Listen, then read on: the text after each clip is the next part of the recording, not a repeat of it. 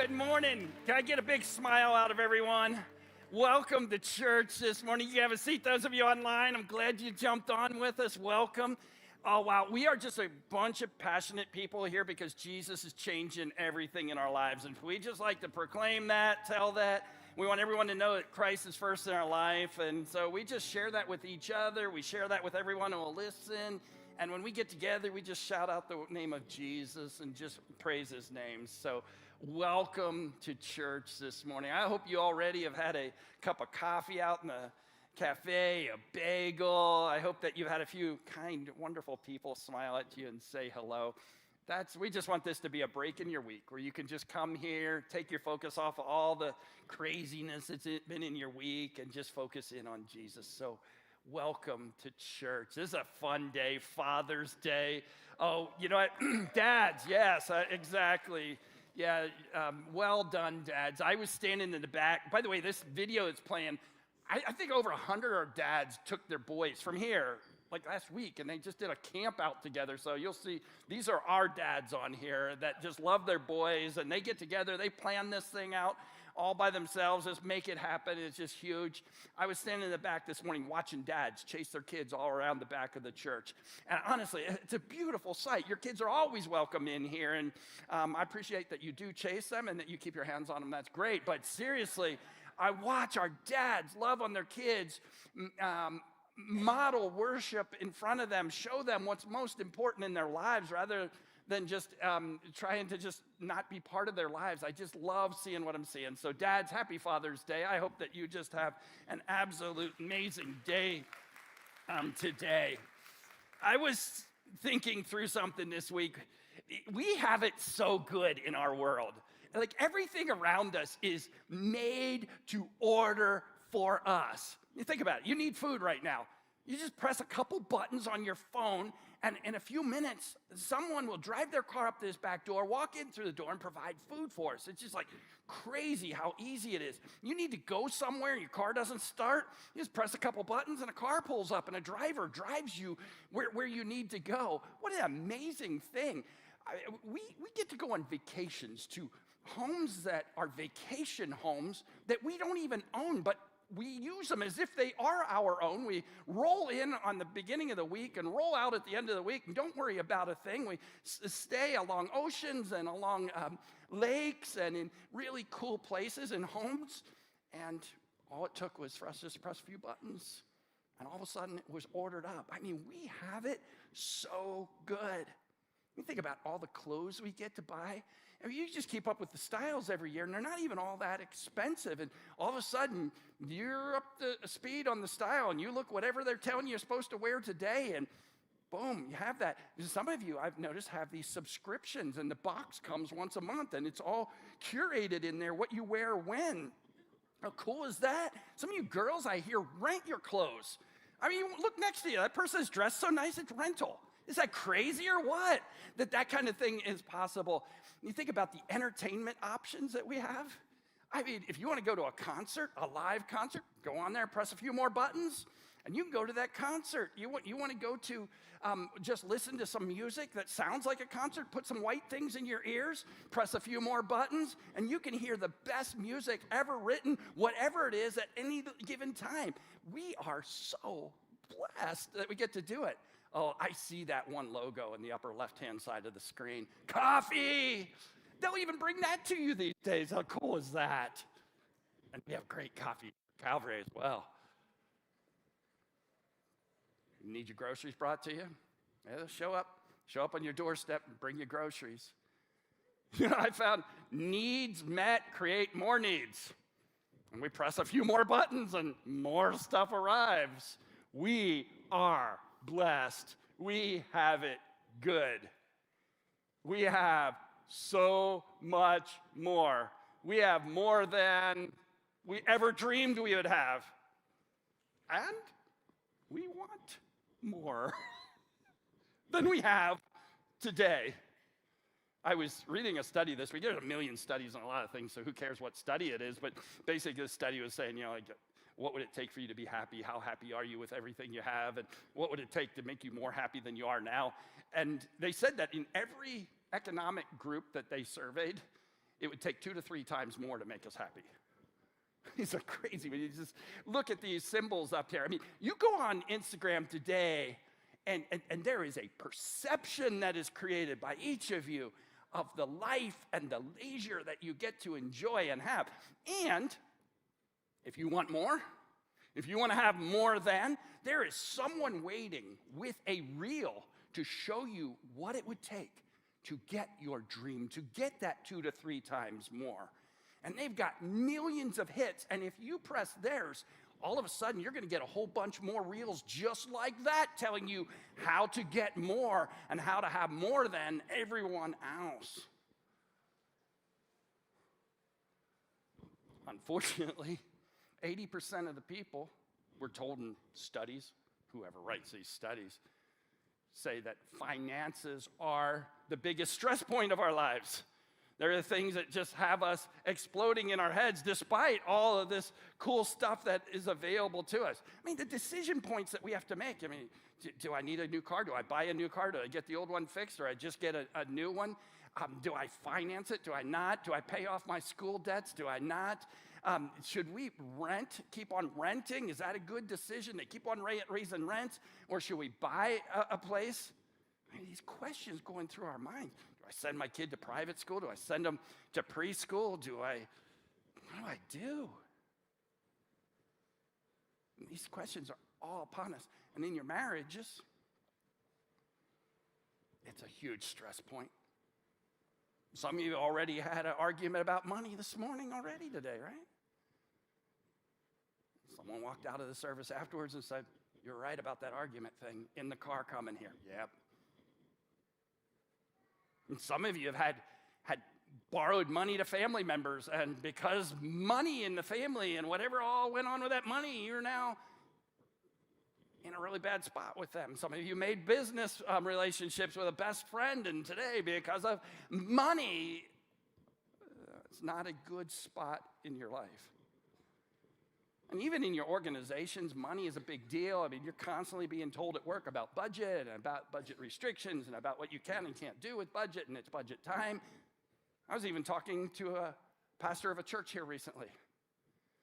And this pastor of the church told me, he says, we have a roof that leaks like a sieve on our church. And he says, every year we have to vote on how we spend our money at our church. And every year they vote down fixing the roof. I'm like, are you kidding me? That's the tension that he feels in his church. Money's just this crazy thing. We're so blessed. We have so much of it. We have it so good. Life is fun, and we're blessed by it, and yet it's creating huge stress on us, and it's putting us to the edge of our limits.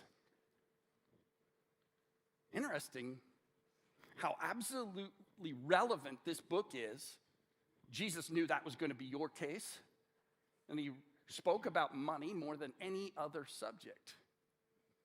So I want to set for you the scene.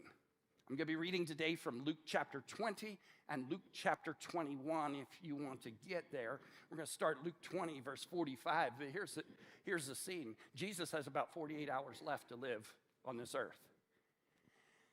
And in that time, the religious system had become extremely corrupt, as most religious systems become. And Jesus was going head to head with religious leaders who had used religion to pad their own pockets, to provide for their own egos, desires, and wants. And they hated Jesus. They hated that he claimed that he was God. They hated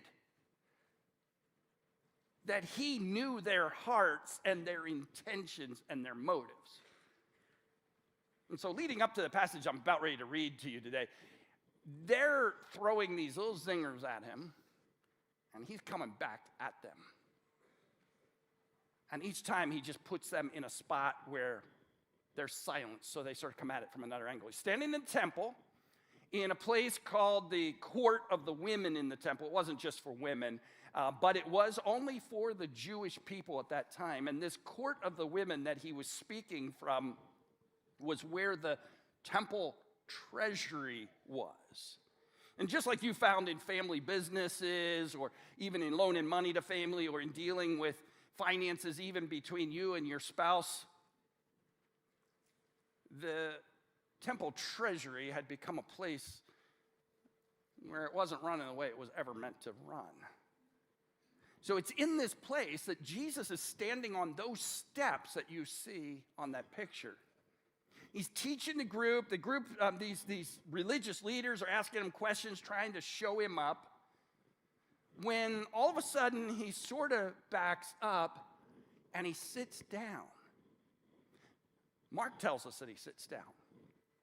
And he talks to his disciples. It's almost as if there's a crowd milling around that's been listening in, but now he just turns to his disciples. Disciples are just followers, learners. They were the ones who really wanted to live life by the thoughts of Jesus, by the actions of Jesus. So they were learning how to do that. And so it's as if they're having Jesus is having this conversation with the religious leaders, where a whole lot of people have just sort of gone quiet. You've been in that, where a crowd goes hush. And then there's this break in the action where he sort of turns and he talks to these disciples, those who wanted to learn. But the text tells us he's doing it in such a way that everyone else can hear. You know that kind of a conversation. So let me, if you would, right now, read to you from chapter 20 of Luke, verse 45. It says this. I'm going to put it up on the screen. And in the hearing of all the people, he said to his disciples, beware of the scribes, that's these religious leaders, who walk around in long robes. In that time, one of the measures of wealth was the level and quality and amount of fabric that you had. So you knew how well off someone was by how they were bedazzled. Not much has changed, interestingly enough, in all these years. But these religious leaders, it says here, they like to walk around in long robes. They loved greetings in marketplaces. Hello. You know, you're the head of your department. You're the head of your organization. I'm the leader of this church. Hello, pastor.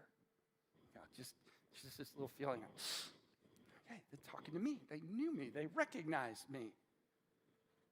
Love the greeting in marketplaces. They like the best seats in the synagogue. Oh, let me take you to the front. Let me put you in the place of honor. Oh, you sit at the head of the table. And they're like, yes, that's because of who I am. These are the religious leaders of that time. And now, as Jesus mentions that, and he's mentioning, he's like, let me tell you who these guys are that are running their mouth at me, asking these questions, trying to trip me up. The guys running around the big, long, flowing robes, trying to show how wealthy they are. They're ones who love to be seen in public. They're ones who want to have the exact right seat at the table.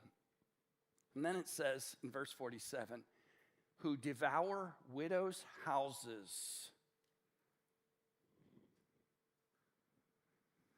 That is extremely strong and specific language. And I believe that Jesus is going to really zoom in on this in just a moment. Remember, they're standing in the treasury. It is in this location that people are bringing their money to the temple. Again, that's not a bad thing. That had been happening all the way since Genesis. What's the bad thing is what it has devolved into, where it has come to, and what it was being used for. And what it looks like here in this text, who devour widows' houses, that the religious leaders were telling the widows something about what they needed to do with their money, whether it was they were taking it from them or whether it was they were saying, if you want to be right with God, you got to give this much money. Thus, they would lose their houses. In that time, they didn't have Social Security. And the Bible gives very specific instructions on how to take care of those widows. They were very much at risk. And these religious leaders had scammed them. And Jesus, talking to his disciples about this, with everyone hearing, calls it out. We'll get back to this in just a second. Let me read the other couple things he says here. We devour widows' houses, and for pretense make long prayers.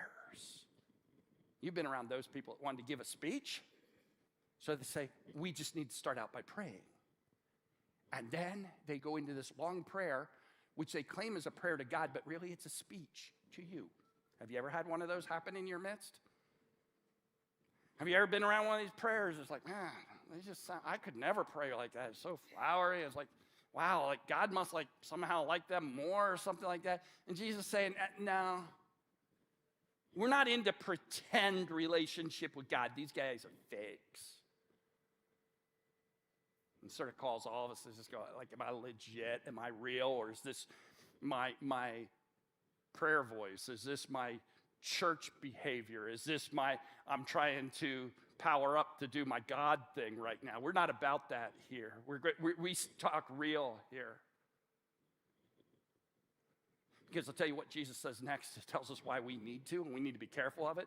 And all the things that we just read are a risk for me. It's a risk for you, risk for our church, the leaders of our church. He says in this next phrase, he says, they will receive greater condemnation. Just because someone's a religious leader and they lead in a religious setting does not make them legit and does not make them someone that is speaking on behalf of God. A lot of horrific things have happened in the name of religion and religious leaders who lead people astray, religious leaders who teach things that are not true. What the temple system had become in that day was a thing where they were yanking people's chains, trying to let them understand if you don't do these works, then you're not going to be okay with God. Now, where Jesus steps into this thing, what Jesus is bringing is grace and mercy. Like, what you're going to get is not something that you deserve, nothing that you're owed, nothing you can earn. Not these leaders. They want you to earn something. And they throw one more thing in front of you so that you can pay a little bit more money or jump through one more hoop so that it'll provide one more thing for them. And Jesus is furious with them for this. When I lived in Arizona, there's a town that's a tourist town in Arizona. If you've ever been to Arizona, you've probably been to this town. It's called Sedona. Beautiful red rock. They have pink Jeeps that'll take you up into this red rock. Just gorgeous part of the country. And there's a place there in Sedona where you go into this church, and it's free, so I always go. I like going to free things. You go into this church, you walk up around, you come into this church, and as you walk in, you sort of walk by the seats and this kind of stuff. It's like a cooler church than this. Like, you actually see something in it. And straight ahead of you, you look out, and there's a cross in the window, and you look out over this beautiful red rock. It's just blue sky and just absolutely gorgeous. But before you get to that, when you come in the door, on either side of you are candles, and you can pay to light a candle in there to keep someone out of, I don't know, or maybe get someone out of hell or get someone out of purgatory or something like that. Like something I could do, lighting some candle, handing some dude some money. It's a scam, just like this. The Bible never tells you. You go home and study, find that. I don't see it. And every time I go in there, it sort of irritates me. It's like, I hear you coming into this church, and it's like, wow, we could kneel down and pray in here. It's just this cool feeling. And then you see a scam going on inside the door. And Jesus says there's a great condemnation for this. People are being manipulated, and their arms twisted, and something that someone made up so that they could line religious leaders' hands with money. That's the foundation of what Jesus is saying. These religious leaders are self-centered. It's all about them. And let me tell you what, a self-centered life can never be a God-centered life. Easy to say about them, those religious leaders, that Jesus says are condemned, but it's important for us to see the whole picture here and just to hear, even in our own mind, a self-centered life is not a God-centered life. So let me take you to chapter 21, verse 1. Story continues. Nothing's changed. Same story. Jesus just said these guys are condemned. And then he says, Jesus looked up and saw the rich putting their gifts into the offering box. So let's talk about that. The rich. As I looked that up this week, when I think rich, I think Bill Gates, I think Elon Musk, I think like really rich people. When I looked this up, basically all this is talking about is people that had plenty to live on, had enough to live on, had enough food and clothing and that kind of stuff. So you're not talking about the ultra rich is what goes to our mind. The rich is always someone who has more than we have. This is just talking about people that have enough. Who wants to define that? I'm not sure, but that's what we're saying. So the rich were throwing their money and gifts into the offering boxes. There were about 13 of these in the temple. And we'll pop a picture of these offering boxes onto the screen. They were square wooden boxes, and they had on top of it almost what looked like the end of a tuba, like a horn. And it was this big metal thing that came up, and I guess the reason why they had that thing there was sort of twofold. First of all, you couldn't put your hand in and pull anything out. And you got to understand, they're putting in coins. In that day, not only was there fabric that created wealth or showed your wealth or that was costly, but it was coins. There was no digital currency yet in there. So no iPads in that location, no online giving, this kind of thing. So you came in, and what was cool is you would put your coins, because that was the only option. You'd put your coins in that trumpet-looking thing there. And when you did, it would go ding, ding, ding, ding, ding. It was like the amusement park or the fair where you pop your money in there and lights start popping. Ding, ding, ding, ding, ding, ding, ding. It had to be a lot of fun. You think the more that you were going to give, you'd carry these big bags in, you pour them in there, ding, ding, ding, ding, ding, ding, ding, ding, and it was just making lots of noise. And that's what Jesus says. So what it appears happens here is Jesus pulls up a chair, and he just starts watching some people bringing in their money into this location that he was at and putting it in the offering boxes. I was at the end of the service last hour, standing out here at the end of the ramp, and all of a sudden it dawned on me, I'm standing right across from the offering box. I'm like, okay, this feels weird. I'm not Jesus, and I shouldn't be sitting here watching who's putting stuff into the offering box. This is awkward, and yet I'm just standing here to shake hands, but I did notice that our offering boxes on the walls out there do not have big trumpets on them. So it's not going to work for you today. No ding, ding, ding, ding when that comes. So Jesus looked up. He saw the rich putting their gifts into the offering box, and he saw the poor widow put in 2 small copper coins. Now, you're possibly familiar with this, what we refer to as the widow's mite. She puts in 2 of these small copper coins. We're told they were called a lepton. And a lepton was the absolute smallest denomination of money ever minted. You couldn't have less than that. We're told that it would probably be equal to about 6 minutes of manual labor. 2 coins, 6 minutes of manual labor. And then Jesus makes some observations. And I'm going to read the observations, and they're not many, which is going to make what we have to say here today a little more difficult. So I want you to hear these observations. Verse 3, and he said, "Truly I tell you, this poor widow has put in more than all of them.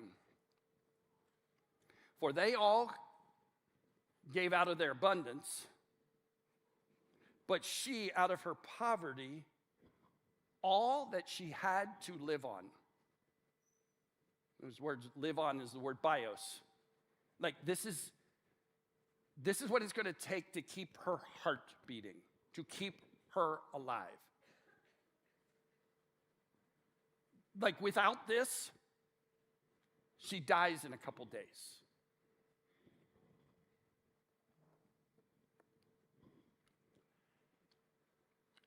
So here's the observations. Directly from what Jesus said.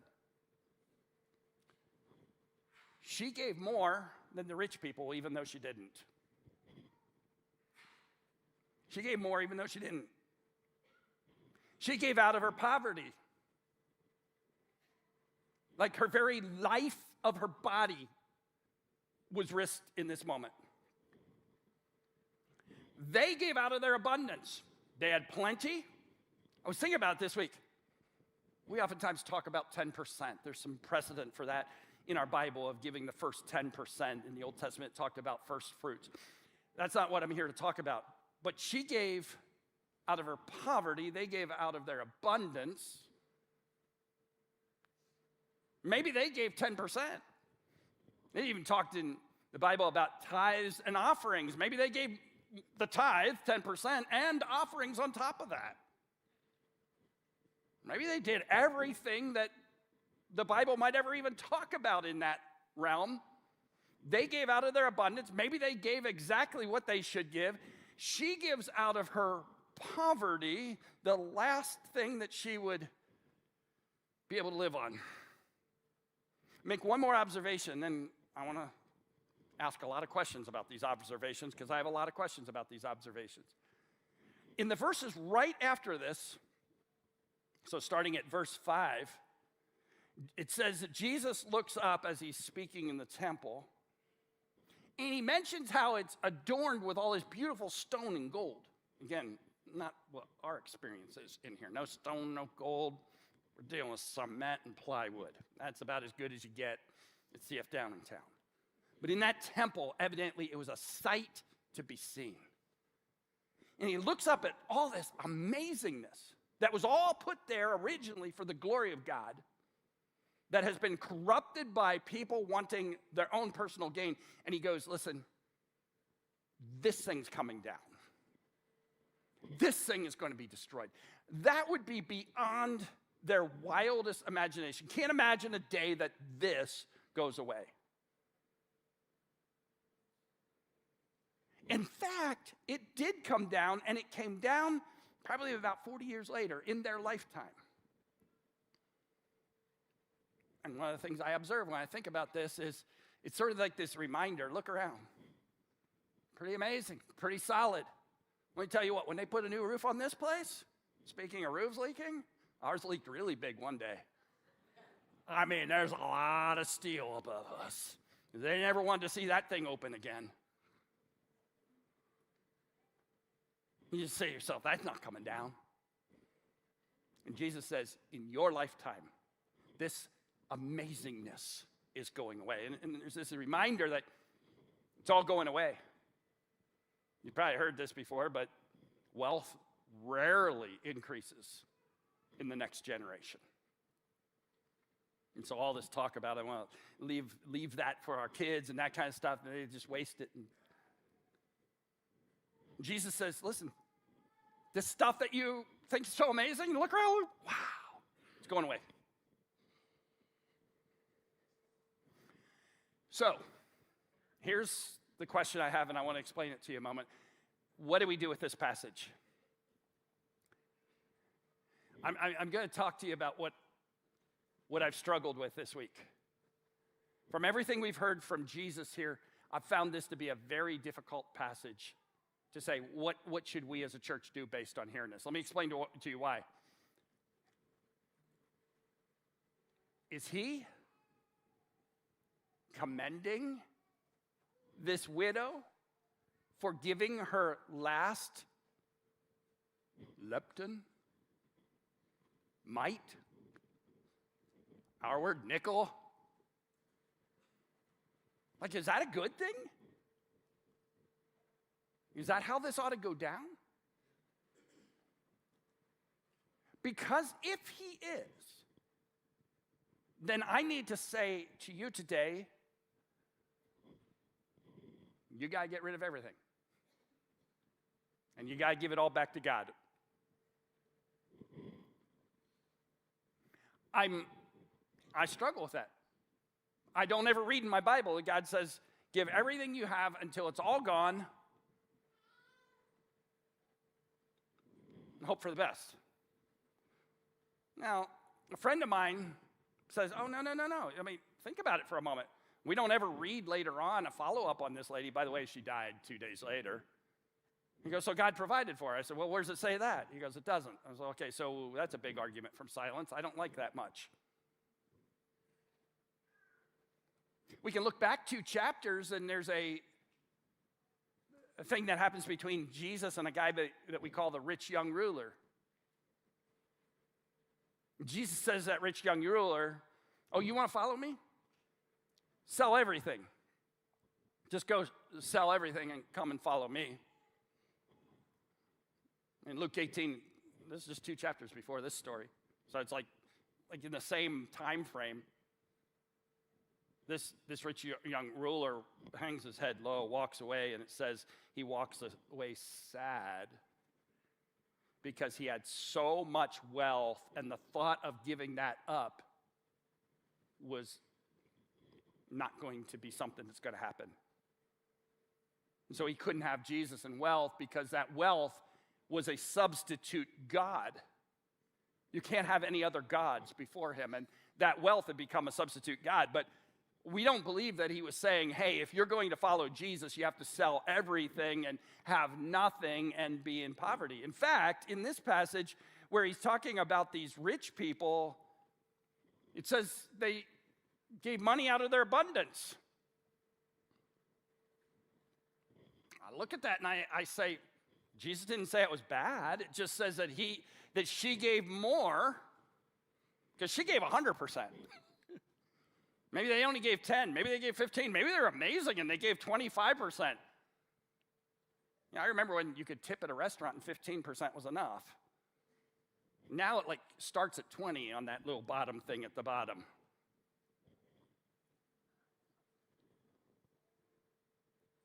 I mean, it says here, these people gave out of their abundance. The only thing that might indicate that she did something better, it just says, but she gave out of her poverty. But that's only us once in a while going, rich people bad, poor people good. We have a lot to learn from the poor people. Well, if rich people are bad, we need to make some major changes in here. And I don't see Jesus saying that. So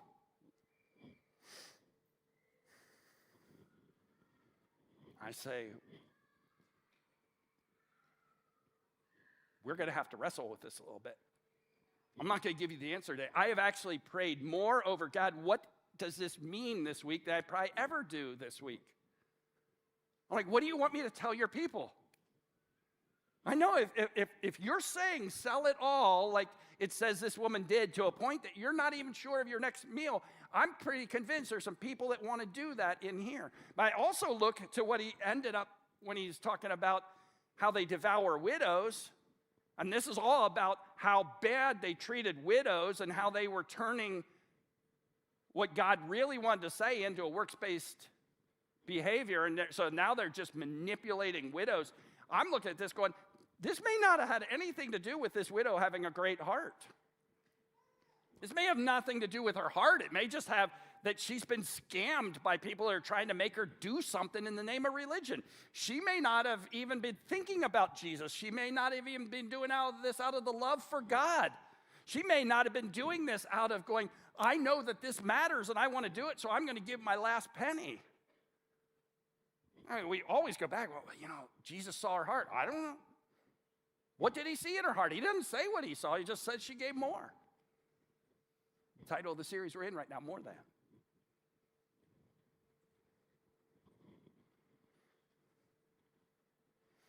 So I'm going to wrap up today by giving you, 4 verses. Because I'm not going to give you the answer because I think there's only one answer I can come up with.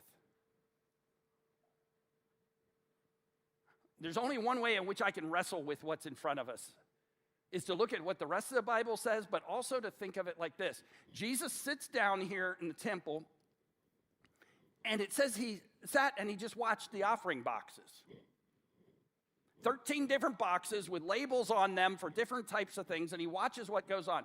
He watches people coming and going from them, and then he just makes an observation. And that observation was for those people, those religious leaders, those disciples at that time. Here's my thinking of what we might want to do with this. Just picture Jesus observing you and what you do with your money. If you're taking notes this morning, write down money is a revealer. Matthew chapter 6, Sermon on the Mount. Where your treasure is, there your heart will be. Your treasure reveals where your heart is. If we just go through all your expenses, we see what really is really cool in your life, where you're spending your money. And yeah, right away we can know that. Money is a revealer. So Jesus, if you love Jesus, let's just say he's looking you in the eyes. So this is a conversation between you and him today.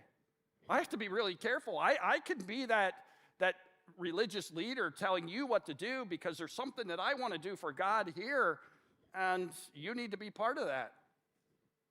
This isn't about my desires. This can't be about my motives. This has to be about what Jesus is telling you. Listen to what Jesus says in Acts 20:35. It says this. Remember the words of Jesus. So this is what Jesus said. It is more blessed to give than to receive. So let me walk you through a few other scriptures and just make a few little comments as you consider what Jesus may be looking at you and hearing, or what Jesus might be saying to you if Jesus spoke to you today about what your money reveals. If you're a follower of Jesus Christ today, this is for you. If you love Jesus, you have his Holy Spirit in your life. This is not for me to convict you. It is for God's Holy Spirit to convict you and just to talk to you. I'm not here to manipulate you on this. So hear the principles of the scripture. Hebrews 13:5 says this. Keep your life free from the love of money. You know, when you go back to that list of things we just said at the very beginning, that's hard. I mean, I want to have enough money to be able to just order up lunch to show up at my house as soon as we get home today. That would be really cool. Keep your life free from the love of money and be content with what you have, for he says, I will never leave you nor forsake you. 80% of us in here stressed over money. He says, hey, listen, be content with what you have. I've got you. I'm never going to leave you. I'm the God of the universe. I created all of this. Trust me.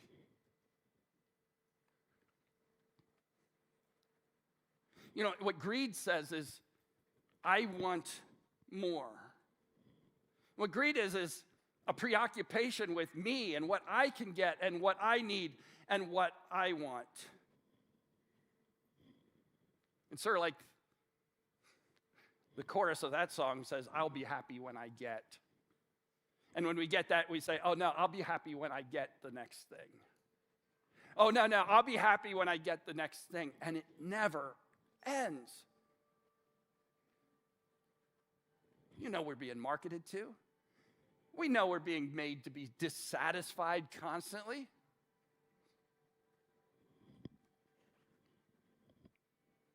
First Timothy 6, verses 17 and 18. As for the rich in this present age.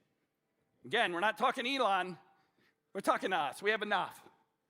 By the way, if you don't, we got bagels out there. Like, no BIOS going away today. We'll keep you fed. In fact, this church is so generous, those bagels won't cost you a penny. The coffee doesn't cost you a penny. And I hear we're having ice cream floats or something out there today. It won't cost you a penny. We're celebrating dads today. We're a generous people. We're a generous church. And all sorts of people come together to make this all possible. They give of their time. They're generous. We want to model that generosity in this place. As for the rich in this present age, I charge them not to be haughty,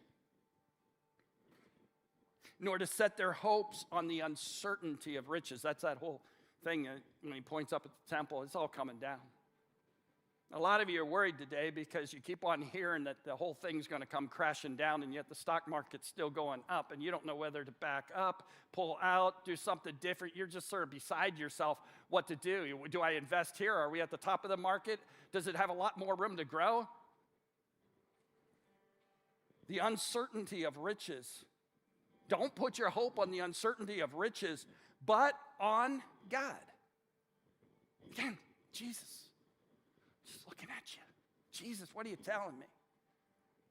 He said, don't trust in that stuff. Don't trust in your home. When I was looking for a house here, I said to the realtor after like the 10th house we went through, I said, it's weird, these houses are beautiful.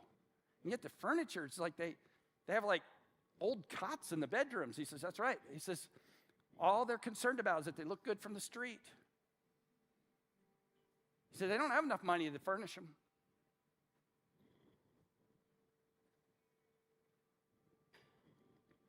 Because we're concerned about image. We're concerned what everyone else thinks about us, which is like the biggest thing that we struggle with in this room. He says, and don't be setting that as your goal. Put it on God, who richly provides us with everything to enjoy. 2 thoughts on this. It's all God's. Everything you have is God's. And he says he provides it to you to enjoy. There can be this mentality that first screen I showed you with all those logos and that kind of stuff and pressing the buttons to go on vacation is like, oh, you bad people for that. No, he's like, he gave it to you. It's his and he gave it to you to enjoy. Like the God of the universe wants you to have a happy life and wants you to enjoy these good things. He wants you to go enjoy the mountains. He wants you to go enjoy the lake. He wants you to go on vacation to the ocean this summer. And he's given you these things to enjoy these things. And it goes back to this question I have. He sees the rich putting their money in. Good for them. Bad for the leaders that are misusing it, but good for them. He gave it to you to enjoy. And then he just says this, they're to do good, to be rich in good works, to be generous, to be ready to share. That was one of the things in the early church. When Jesus rises from the dead and he gives them their commission and they begin to move and it begins to grow so rapidly, this was a generous group of people. The Bible says no one was in need and they kept on just pulling their money to use to do something amazing for God. And no one was hungry and no one was in need and no one needed anything provided for them because as a group they did that together. I mean, that is attractive. Rich in good works, generous, ready to share. Write this down. Money is our servant. You see, money is neither good or bad. It's a neutral thing. It's numbers, it's paper, it's coins, whatever you use to trade. That's just a trading factor. It's a neutral thing. But we get the opportunity to make it our servant so that we can use it and leverage it to do what matters most to us. That's why if you will look how you use it, you will see how you have leveraged it because it is your servant and it is doing for you exactly what you have planned for it to do for you.